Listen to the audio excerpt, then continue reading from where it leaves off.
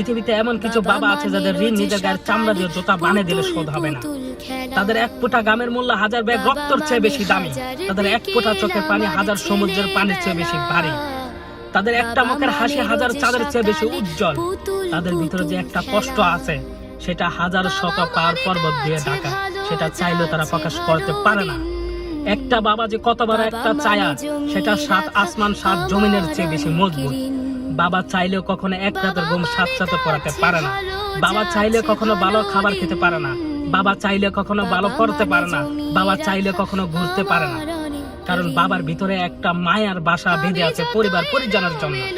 তাদের টেনশন করতে করতে 100 বছরের হায়াত সে 60 বছরে নিয়ে আসে। দেখবেন বাবা বেশি দিন বাঁচে না। যাদের বাবা একজন সৎ বাবা বেঁচে আছে তাদের সাথে সৎ আচরণ করুন। আর যাদের বাবা নেই তাদের জন্য দুহাত তুলে মহান আল্লাহ রব্বুল আলামিনের কাছে দোয়া প্রার্থনা